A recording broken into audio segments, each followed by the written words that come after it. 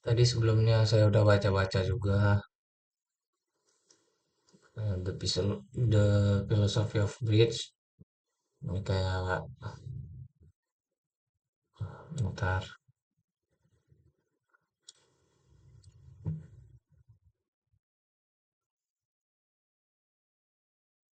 berarti memang sama ya. Sama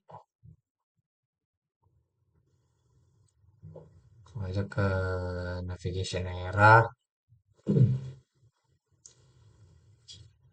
file based routing, the next JS for mobile. Selama bertahun-tahun, navigasi dalam pengembangan aplikasi React Native didominasi oleh pendekatan imperatif yang dikenal sebagai React Navigation. Dalam pendekatan lama ini, developer harus mendefinisikan struktur navigasi secara manual dalam satu file JavaScript raksasa, mengimpor setiap layar satu persatu, dan menyusun dalam objek konfigurasi yang rumit. Bayangkan kamu ingin membangun rumah, tapi alih-alih memiliki denah yang jelas, kamu harus menulis daftar instruksi teks panjang tentang bagaimana setiap kamar terhubung satu sama lain. Seiring membesarnya aplikasi, file konfigurasi router ini berubah menjadi spaghetti code. Terus yang mengerikan penuh dengan ratusan baris impor dan logika bersarang sulit dilacak jika kamu salah mengetik nama root atau satu tempat saja, aplikasi bisa crash tanpa peringatan yang jelas. Nah, ini membuat proses debugging menjadi mimpi buruk. Ini kelebihannya intuitive mapping itu melihat file app setting profile.tsx. Terus kita tahu layar ini langsung bisa diakses di URL itu setting profile. Terus eksporter juga membawa konsep universal link ke tingkat yang lebih tinggi. Jadi setiap layar di aplikasi memiliki alamat URL yang valid secara default. Terus di React Native Navigation lama juga membuat setiap layar bisa diakses lewat URL yang membutuhkan konfigurasi tambahan yang sangat teknis dan membosankan. Perubahan paradigma juga menghilangkan sejumlah besar boilerplate code atau dulu kita harus mengimpor create stack navigator, terus untuk membungkus aplikasi yang navigation container, terus kita buat komponen di stack.screen. Terus di stack navigation atau stack navigator ini histories card deck. Ini konsep navigasi yang paling fundamental dalam aplikasi mobile adalah stack navigator yang bekerja persis seperti tumpukan kartu remi di atas meja ketika kamu membuka aplikasi dan menekan sebuah tombol untuk pindah ke layar baru. Nah, layar baru tersebut akan menggantikan layar lama, melainkan diletakkan push di atas layar lama. Nah, layar lama masih ada di sana, hidup di memori, menunggu di bawah tumpukan untuk dipanggil kembali. Ini berbeda dengan navigasi web tradisional, di mana halaman baru biasanya menggantikan halaman lama sepenuhnya. Nah, ini mekanisme yang tumpukan ini memberikan pengalaman pengguna atau UX yang natural. Nah, ini di mana pengguna merasa masuk lebih dalam ke dalam aplikasi yang bisa kembali ke permukaan saja. Nah, ini menciptakan yang kita sebut sebagai navigation history linear. Untuk tombol backnya juga atau gesture swipe di iOS Android berfungsi sebagai pemerintah. Oh, yuk, itu ada tabs layout parallel universe. Nah, ini jika stack navigator adalah tentang perjalanan linear maju mundur, maka tab navigator akan tentang berpindah antar dunia paralel yang setara.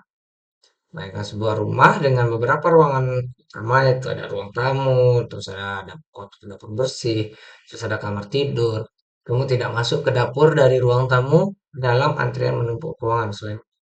Melainkan kamu akan berpindah lokasi ke dalam aplikasi yang biasanya dipresentasikan menu bar di bagian bawah layar seperti Instagram atau WhatsApp. Nah, disinilah konsep Prison Layout XD Exporter ini menjadi sangat vital melalui file sakti bernama layout.tsx.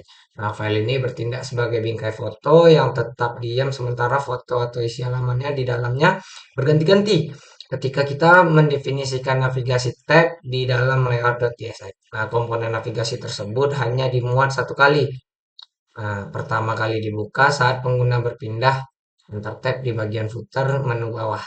Dan header tidak akan di-render ulang. Jadi itu ada dynamic router slow. Nah, ini nih untuk wildcard. Dalam aplikasi nyata kita jarang membuat halaman statis yang berdiri sendiri. Sebaliknya, kita membuat pola halaman template yang diisi dengan data yang berbeda. Contohnya halaman profil pengguna, tidak mungkin kita membuat file fisik untuk setiap juta pengguna seperti user min 1 atau TSX atau user 2 TSX. Nah, seterusnya. Di sinilah dynamic routers masuk sebagai penyelamat, memungkinkan kita membuat satu file cetakan yang bisa menangani berbagai variasi URL di exporter kita. Ini exporter juga mendukung konsep REST parameter dengan sintaks rest.tsx. Nah, ini rute yang bersifat greedy dan akan menangkap semua segmen jalur URL yang tersisa. Nah, ini sangat berguna untuk menangani struktur komponen yang kedalamannya tidak diketahui seperti navigasi folder atau kategori produk yang bersarang. Misalnya itu kayak shop, elektronik, komputer, laptop, dan game. Dengan ini, REST parameter kita bisa menangkap array, yaitu elektronik, komputer, laptop, dan gaming. Ini merender UI breadcrumb yang dinamis. Nah, terus ada deep linking atau the wormhole. Nah, ini deep linking ini ada konsep yang sering dianggap mistis dan sulit banyak oleh pengembang mobile, namun sangat vital untuk pertumbuhan aplikasi. Secara sederhana, deep link adalah URL yang ketika diklik HP, misalnya dari email, WhatsApp, atau browser, dan lain sebagainya, akan membuka aplikasimu yang langsung membawamu ke halaman spesifik di dalamnya. Nah, jadi kayaknya deep linking ini untuk menghubungkan kita ke aplikasi atau web lebih dalamnya. Di era pra-exporter, nah ini mengkonfigurasi deep linking membutuhkan pengaturan yang rumit di sisi native atau mengedit Android manifest.xml atau info please.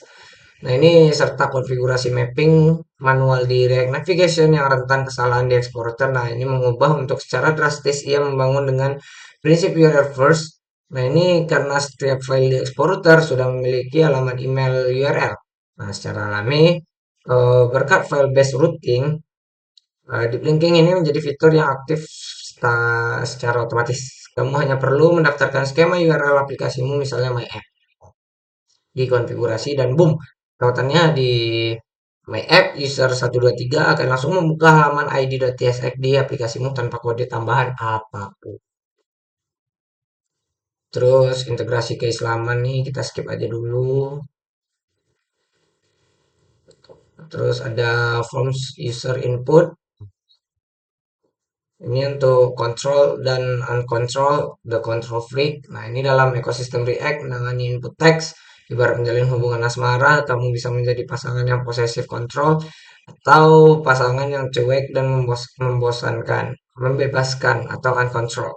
Nah, ini pendekatan kontrol komponen adalah standar emas di React, di mana setiap kekuatan keyboard pengguna dikendalikan sepenuhnya oleh state aplikasi. Bayangkan sebuah input text yang bisu, ia tidak bisa menampilkan huruf A yang baru saja kamu ketik, kecuali React secara eksplisit menyuruhnya menampilkan huruf tersebut lewat props value. Dalam skenario ini, React bertindak sebagai manajer mikro atau micromanager yang memegang satu sumber kebenaran atau single source of truth. Nah, data input tidak hidup dalam DOM atau sistem operasi native, melainkan hidup dalam state memory di JavaScript. Itu untuk pengertiannya ya, dari trust no one atau from user input. Nah, yang kedua ada handling keyboard UX, the invisible enemy. Nah, ini salah satu musuh terbesar dan sering terlupakan dalam pengembangan aplikasi mobile adalah keyboard virtual atau soft keyboard yang ada di layar yang biasanya muncul pop up. Nah, itu dia. Di layar desktop yang luas, keyboard fisik tidak pernah mengganggu tampilan layar. Tetapi di mobile, keyboard virtual adalah monster yang menggunakan hampir 40-50%, bahkan ada yang sampai 60% di ruang layar saat muncul. Nah, ini masalah yang sangat klasik dan sering terjadi adalah the hidden submit button. Ini pengguna asik mengisi formulir atau form di bagian bawah layar keyboard muncul dan tiba-tiba tombol daftar tertutup oleh total keyboard tersebut. Nah, pengguna yang bingung akan mencoba menutup keyboard yang terkadang tombol dismiss-nya tersembunyi. Atau lebih parah mereka mengira aplikasi macet dan akhirnya keluar. Ini adalah cacat UX fatal yang bisa membunuh konversi aplikasimu dalam sekejap. Nah, jadi orang males karena sesimpel keyboard nongol. Itu penting tapi vital sih sebenarnya. Jadi sensitif untuk masalah keyboard. Nah, terus ada skema validation atau ZOT, the nightclub bouncer. Nah, ini dahulu kala validasi formulir dilakukan dengan rangkaian if else yang panjang dan berbelit-belit. Sering disebut sebagai spaghetti validation, kamu akan menemukan kode yang mengerikan seperti jika nama kosong return error A. Nah, jika email tidak ada return error B. Nah, gitu seterusnya. Nah, inilah kita membutuhkan seorang penjaga keamanan profesional dan Zod adalah bouncer atau klub malam yang paling ketat namun cerdas di ekosistem TypeScript saat ini. Nah, Zod ini memungkinkan kita melakukan validasi berbasis skema declaration alih-alih menulis logika pengecekan manual. Nah, kita mendefinisikan bentuk data yang kita inginkan di awal. Kita menulis const user schema, z object, terus name string, main, email. Terus ini nih juga menulis aturan masuk ke lab malam papan tulis harus pakai sepatu. Nah, umur minimal 21 tahun dan bawa KTP. Terus ada state management for forms atau the Orextra Conductor. Nah, ini mengelola state formulir dengan use state bisa mungkin cukup untuk formulir. Login dengan 2 kolom, tetapi akan menjadi bencana performa untuk formulir pendaftaran yang panjang. Ingat konsep controller komponen, nah, di mana setiap ketukan memicu re-render. Nah, jika formulir memiliki 20 kolom dan semuanya berada dalam satu komponen induk, mengetik satu huruf di kolom alamat, ini akan memaksa 19 kolom lainnya akan ikut render ulang atau re-render, meskipun mereka tidak berubah. Nah, ini menyebabkan apa yang disebut dengan render tracing, di mana HP pengguna menjadi panas dan ketikan keyboard terasa lag saat atau lambat muncul saat kita gunakan. Nah, kita membutuhkan solusi manajemen state yang lebih cerdas dan terisolasi. Yaitu solusinya de facto industri saat ini adalah React Form atau RH. Nah, ini pustaka ini bekerja dengan filosofi unik. Dia menggunakan pendekatan uncontrol atau ref balik layar untuk performa, tetapi memberikan API yang terasa seperti control. Itulah garis besarnya. Terus ada error handling atau UX, the empathic messenger. Nah, ini menampilkan pesan kesalahan error message atau momen yang krusial dalam interaksi manusia dan komputer. Nah, salah langkah sedikit aja, pengguna akan merasa bodoh dan disalahkan atau frustasi. Seringkali developer menampilkan pesan error teknis seperti error 400 byte request atau invalid regex pattern. Nah, ini nih sama sekali tidak dimengerti oleh manusia normal. Nah, tujuannya utama dari error handling UX bukan sekedar memberitahu bahwa ada yang salah, tapi membimbing pengguna untuk memperbaikinya dengan cara yang sopan dan jelas. Pesan error haruslah bertindak seperti guru yang sabar, bukan polisi yang galak. Nah, ini gunakan bahasa yang manusiawi, misalnya email ketinggalan lah, atau alih-alih format email tidak valid. Jadi, user juga ngerti dengan bahasanya, terus bahasanya juga sopan, jadi user bisa mengerti dan memperbaiki kesalahan error itu. Terus ada waktu penampilan, validation on blur, terus ada submit, validation on submit, terus ada posisi penampilan, inline error, isyarat visual, pesan sukses. Itulah dari yang struktur dari error handling. Nah, ini ada integrasi keselamatannya juga kita skip. Kita lanjut aja ke bab 8, ada networking and API talking to the cloud. Nah, ini nih yang pertama ada Uncornels JavaScript waiting for the pizza. Nah, ini di dunia pemrograman ada dua cara untuk mengeksekusi perintah. Yang pertama ada synchron atau unsinkron. Nah, ini secara default JavaScript adalah bahasa yang sinkron dan single threaded. Nah, ini artinya ia hanya bisa melakukan satu hal dalam satu waktu, seperti kasir di minimarket, melayani pelanggan satu persatu. Jika kasir tersebut harus memasak mie instan untuk satu pelanggan dan menunggu 3 menit sampai matang sebelumnya melayani pelanggan berikutnya. Antrian akan mengular panjang dan semua orang akan marah. Dalam konteks aplikasi ini disebut dengan UI freeze atau aplikasi macet total. sedang mengambil data dari server. Nah, layar tidak bisa disentuh, animasi berhenti, dan pengguna mengira aplikasinya rusak atau crash.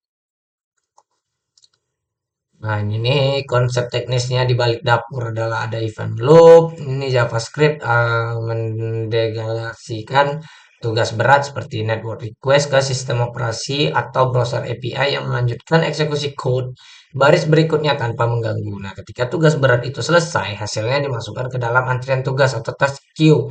Nah, event loop terus-menerus memantau apakah main thread sudah kosong. Kalau iya, ambil tugas dari antrian dan jalankan. Inilah mengapa konsol log dan diikuti dengan set timeout itu dan konsol log B akan mencetak A lalu B kemudian hasil set timeout meskipun waktunya 0 detik. Pemahaman tentang urutan eksekusi ini vital atau penting agar kamu tidak bingung kenapa variabel data si kosong atau undefined. Nah, ini nih padahal kamu baru saja memanggil fungsi fetch. Itu lanjut ada fetch versus Axios. Nah, ini the native versus the specialist. Nah, ketika ingin melakukan pemanggilan HTTP atau HTTP request. Nah, ini dihadapkan dengan dua pilihan populer yang menggunakan fetch API. Bawaan atau menginstal pustaka baik ketiga seperti Axios Fetch adalah standar web modern yang sudah tersedia langsung di lingkungan JavaScript atau React Native tanpa perlu instalasi apapun. Nah, ini kelebihannya jelas ya, itu ada ringan, tidak menambah ukuran aplikasi atau bundle size, dan dia didukung secara native. Nah, untuk operasi get sederhana, memanggil-mengambil daftar artikel berita fetch sudah lebih dari cukup. Kamu tinggal panggil fetch URL, lalu parse hasilnya menjadi JSON dengan response.json. Terus ada side effect atau use effect. Nah, ini the Horizon Portal komponen React pada dasarnya fungsi murni pure function yang tegas utamanya dalam mengubah data prop state menjadi tampilan UI. Nah, namun mengambil data server adalah operasi kotor yang disebut dengan side effect atau efek samping karena ia berinteraksi di dunia luar dan tidak sinkron dengan siklus render React. Nah, use effect juga bertindak sebagai portal yang memungkinkan kita untuk menyinkronkan komponen kita dengan sistem eksternal seperti API server. Nah, hook ini menerima dua argumen, sebuah fungsi efek tempat kita menaruh kode fetch. Nah, ini di sebuah array dependensi. Array dependensi ini adalah kunci sakti yang memberitahu React kapan efek tersebut harus dijalankan. Jika kita memberikan array kosong, itu berarti menjalankan efek ini hanya satu kali. Nah, saat komponen pertama kali muncul atau mount, ini pola standar untuk mengambil data awal halaman mirip dengan komponen did mount di React Classic zaman dulu. Lanjut ada server stack management atau enterprise stack query. Ini saat aplikasimu berkembang dari proyek latihan menjadi proyek nyata, kamu akan menyadari bahwa menyimpan data server dalam state lokal memiliki banyak keterbatasan. Nah, data server ini memiliki sifat yang unik. Ia disimpan di tempat yang jauh dan tidak kita kontrol. Ia berubah, butuh protokol asinkron untuk mengambil dan memperbaharuinya. Dan yang paling penting, ia menjalani kadaluarsa atau stale kapan saja jika orang lain mengubahnya di database. Nah, mengelola status loading, error, caching, terus deduplication dan background update. Nah, ini secara manual menggunakan use effect dan use state akan menghasilkan kode boilerplate yang sangat banyak dan rentan bug. Nah, ini adalah disebut dengan server state dan use state bukanlah alat yang paling tepat untuk ini ya. Jadi solusinya untuk ini tuh ya Tan Stack Query, nah sebelumnya dikenal sebagai React Query. Itu sih. Handling network status atau the UX user ini. Nah, ini berbeda dengan aplikasi yang berjalan di server lokal. Aplikasi mobile hidup di lingkungan yang penuh ketidakpastian. Koneksi bisa cepat, 4G atau 5G, bisa lambat, jadi edge atau mati total atau offline. Nah, ini saat masuk lift atau terowongan aplikasi yang baik bukan hanya bekerja di kondisi sempurna, tapi gagal dengan anggun atau fail graceful saat kondisi buruk. Nah, oleh karena itu ditangani berbagai kasus jaringan loading error, empty atau offline adalah bagian integral yang dari desain antarmuka atau interface, bukan sekedar renungan setelah coding selesai. Nah, status pertama itu ada loading state, terus ada skeleton landing, error state. Nah, Ini penting ya, karena selalu disediakan tombol retrieve atau untuk coba lagi. Itu tuh biar error-error yang kayak 500 network fail fail, dia bisa selalu disediakan tombol retrieve. Jadi dia bisa coba lagi. Status ketiganya ada empty state, terus yang terakhir ada offline state. Lanjut, bab 9 di sini ada leads rendering, infinite scroll strategis. Nah, ini the list performance problem, the RAM killer. Nah, ini bagi pengembang yang suka berlatar belakang web, naluri pertama saat ingin menampilkan daftar data adalah menggunakan metode JavaScript standar array map di web yang terbiasa menulis data map item div, item name, dan browser akan render semuanya tanpa banyak protes. Namun bahwa kebiasaan ini ke pengembangan mobile menggunakan komponen scroll view adalah resep bencana performa yang paling umum terjadi. Masalah utamanya terletak pada bencana performa yang paling umum. Scroll view bekerja merender seluruh komponen anak sekaligus saat pertama kali dimuat dan tidak peduli apakah komponen tersebut terlihat di layar atau tidak. Bayangkan kamu memesan 1.000 porsi nasi goreng di restoran dan pelayan menghidangkan semuanya sekaligus di mejamu yang kecil. Mejamu akan runtuh dan kamu tidak mungkin memakan semuanya dalam satu waktu. Terus ada flatlist arsitektur The Recycling Machine. Nah, ini flatlist ini komponen pahlawannya. Gitu ya, dia superhero di React Native yang dirancang khusus untuk menangani daftar data yang panjang bahkan hingga tak terhingga. Rahasianya kekuatannya terletak pada teknik yang disebut dengan virtualization atau windowing. Bayangkan kamu sedang melihat pemandangan dari jendela kereta api yang laju cepat. Meskipun pemandangan di luar sana membentang ribuan kilometer, matamu hanya terlihat selebar bingkai jendela tersebut. Flatlist bekerja sebagai prinsip yang sama. Ia hanya merender item-item yang saat ini berada dalam jendela layar HP pengguna, ditambah dengan sedikit buffer di atasnya dan di bawahnya. Item berbeda jauh di luar layar yang tidak sama sekali ada memorinya dikosongkan sementara. Terus ada section list implementation atau organized chaos. Nah, ini terkadang kita tidak hanya berupa daftar linear sederhana, tetapi memiliki struktur kelompok dan kategori daftar di kontak yang dikelompokkan berdasarkan abjad ABC atau menu storan yang menjadi makanan, minuman, dessert. Section list, React Native. Nah, ini skenario yang pertama section list. Terus ada sticky section headers. Tuh, lanjut ada optimization props, tuning the engine. Nah, ini untuk menampilkan penggunaan playlist. Terus kita melakukan tuning, penyetelan mesin agar performanya maksimal. Nah, pro pertama dan penting yang wajib dipahami dan sering menjadi sumber peringatan kuning di terminal. Biasanya adalah key extractor.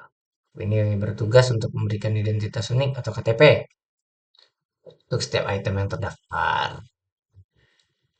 Terus ada UX pattern for list infinite edition.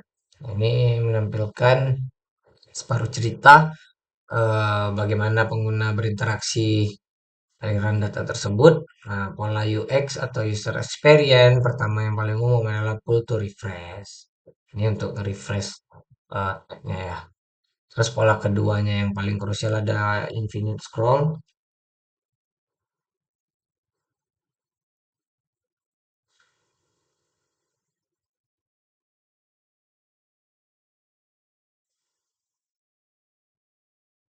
Scroll, terus ada tantangan utama dari Infinite Scroll itu mencegah double fetching. Apa itu double fetching? Nah, ini pengambilan ganda jika mengulir cepat dan mantul-mantul di bagian bawah fungsi on and reach bisa terpanggil berkali-kali dalam hitungan milidetik. Lanjut aja ke bab 10. Global State Management atau Beyond Props Drilling. Nah, ini the prop drilling problem. Nah, the bucket bridge.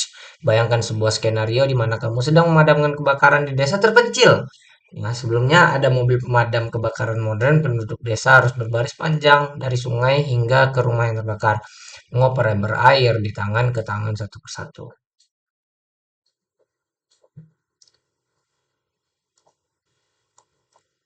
Ini ada React Context API, cache system, terus ada sustain architecture the cool kit, select or optimization the sniper approach, state version tense the save game feature, terus ada integrasi keislaman juga kita skip. Kita aja ke bab 11. Ini ada device hardware unlocking superpowers. The exploits di Capile Sophie the Swiss Army Knife. Nah, ini React Native adalah kerangka tubuh aplikasi, maka exploits DA adalah sabuk peralatan yang canggih atau utility belt ala Batman yang memberikan aplikasi tersebut kemampuan super. Permission flow, the polite bones. Nah, ini mengakses perangkat keras mengguna terutama yang bersifat pribadi seperti kamera, mikrofon, lokasi bukanlah hak. Nah, melainkan privasi yang dilindungi undang-undang sistem operasi modern seperti iOS dan Android bertindak sebagai penjaga klub malam bouncer. Ini cek, request, and handle. Terus kamera dan media library, the visual cortex. Nah, ini salah satu fitur paling dominan dalam aplikasi mobile modern adalah kemampuan visual yang baik dan mengambil foto, baru memberi foto di galeri. Expo menyediakan dual pustaka. Sama tugas ini ngambil media yang sudah ada. Location service, the global positioning system ini mengetahui di mana. Berbeda seringkali pentingnya dengan mengetahui siapa mereka, terutama aplikasi layanan pesan antar peta atau pencarian jodoh di Expo Location adalah gerbang kita menuju sensor GPS atau Global Positioning System. Ini untuk background location ada dua modnya yaitu foreground location dan background location. Terus sensor haptic, the sixth sense, sebuah ponsel pintar bukan sekedar layar kaca yang menyala. Liputi akselerometer atau giroskop, rotasi perputaran. Secara instan, haptik, umpan balik, getaran. Untuk memberikan cinematic feedback.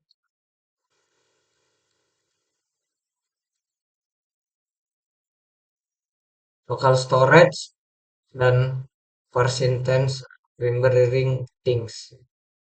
Transient versus percent data. The goldfish memory. Ini RAM ya. RAM atau random access memory dan disk atau storage. Sudah berapa ya? Baca 13 animation gesture. Declarative, imperative, the paradigm shift. Dalam sejarah pengembangan redaktif, animasi seringkali menjadi anak tiri. Dinarratifkan pada masa awal kita pendekatan.